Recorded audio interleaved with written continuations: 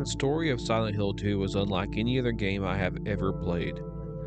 Resident Evil varies story-wise from game to game, but the original trilogy is, in short, about an evil corporation, corruption, the military-industrial complex, and zombies. You can run around and blast away zombies and other abominations. Silent Hill, however, has a very unique and complex story about depression, guilt, self-judgment, and many more mental attributes that explore the human consciousness. In short, this game makes you feel. I found myself truly feeling depressed at times with the music, tapping into those emotions. At times, the game was hard to play for those reasons. I found myself feeling sympathy, but also anger towards some characters. And speaking of characters, this game has a very, very unique cast. The game focuses on protagonist James Sutherland, who has apparently received a letter from his deceased wife Mary. I'm not pointing fingers here, but Resident Evil 7 seemed to have copied this formula. I mean, look at the outfits. Ethan and James wear very similar clothing. Anyways, the first shot of this game is James looking in the mirror, reflecting on himself and his recent life choices. Choices that I certainly cannot talk about here without spoiling essentially the entire game. Resident Evil games typically start out with one or several humans alongside our protagonists of the game, some being expendable and others tagging along for the entire length of the game. But Silent Hill 2 features no one. You start the game alone. There is no one around you, nothing to see except the thick fog. This doesn't last very long until you come across Angela in a graveyard, who is looking for her mother. However, this interaction is cut short and you are on your way into nothingness yet again.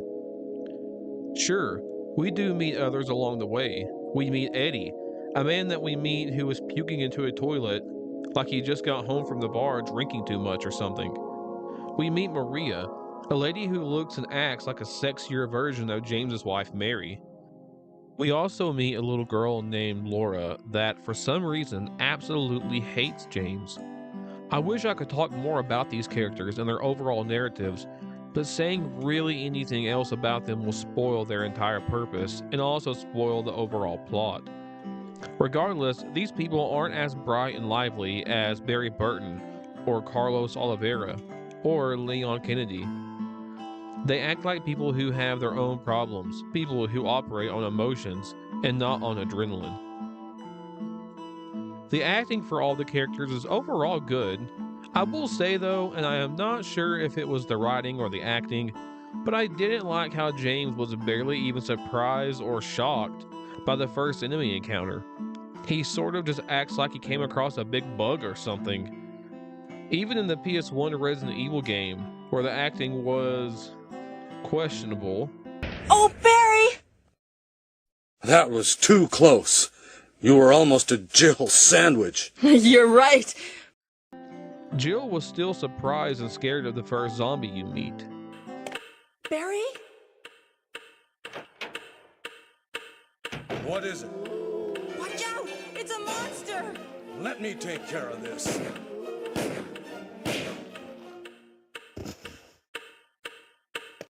James doesn't really react here at all, or really throughout the entire game. The most he reacts is to Pyramid Head, a creature that has a, very interesting introduction. I promise you will not in a million years guess how he is introduced. Anyways though, the voices for the characters definitely aren't bad. I just wish that there was more of a reaction to the world around them. The settings in Resident Evil and Silent Hill 2 are on completely different planets with how different they are.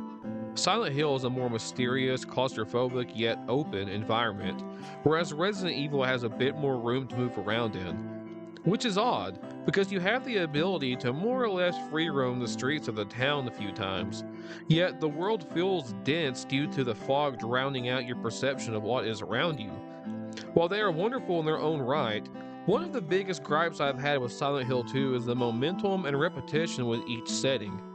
As mentioned, at the beginning of the game, you are free to walk around the quiet streets of Silent Hill without being disturbed or interrupted by door loading animations like Resident Evil. It is a very scary feeling knowing that you are seemingly the only one there, yet there are abominations everywhere around you. You don't know where they are, but they know where you are at all times. The problem I have is when you reach the apartment complex. To me, the pacing hit a giant speed bump and redirected my expectations. I expected to get to explore the town a little more before I was trapped in a building that, honestly, really annoyed me. Yes, you do run around in the RPD for a long time in Resident Evil 2, but the police station is unique with almost every room you encounter. The RPD is beloved by fans because of how much personality is in every single area on the map.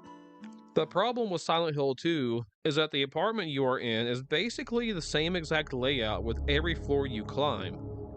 It makes sense from a realistic standpoint, and I don't think it would be all that bad if this apartment was a simple detour.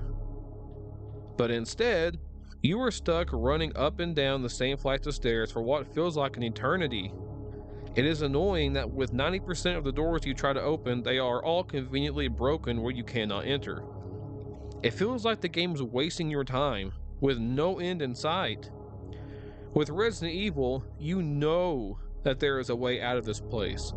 It is only a matter of time until you find certain keys and solve certain riddles that you will be rewarded with a new area to explore. While I was aware that I would indeed get out of the apartment at some point, it sort of annoyed me when I reached the hospital and realized I was right back to the same problem I had earlier. Although this time, every room was different and had a bit of a personality to it, something that made the experience much more enjoyable and interesting.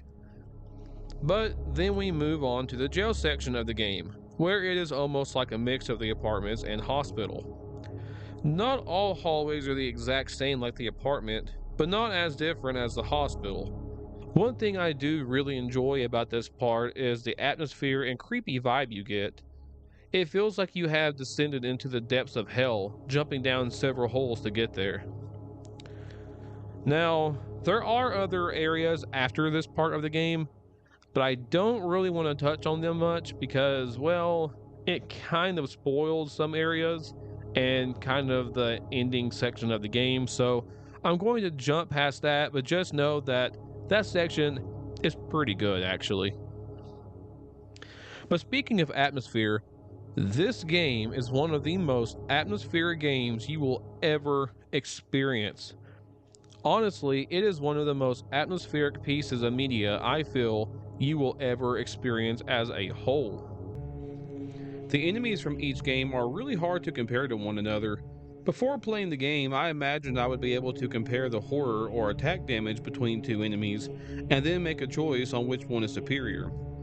But I quickly found out that I couldn't do that. Instead of comparing the enemies to one another like a piece of pie and a piece of cake, with both being sweet and tasty treats, I realized that it is more like comparing cake and a well-seasoned steak. Both are great, but in their own right.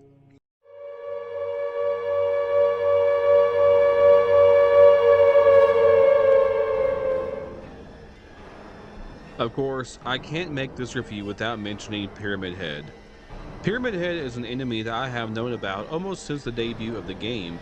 It helped a lot when I saw him in promotional material for the films or simply coming across the name and image casually on the internet.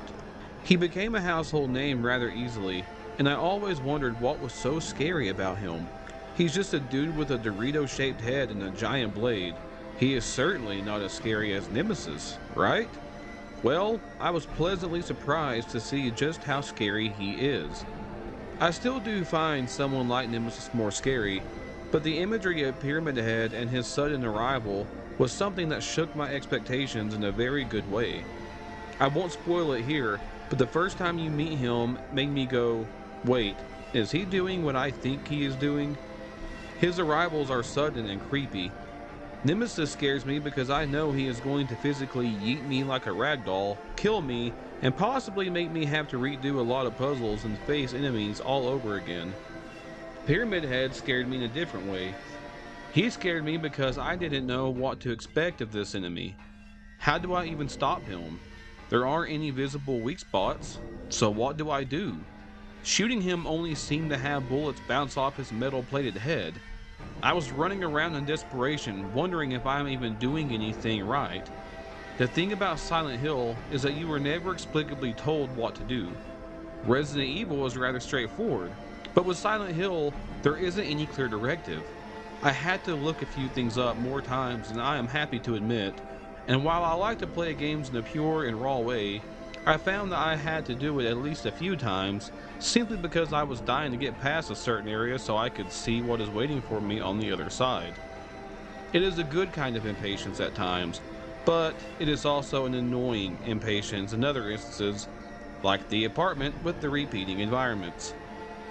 Enemies are more straightforward for the most part, whacking them with a pipe or blasting them with a gun, but Pyramid Head in particular really makes you feel panicked and clueless on what to do.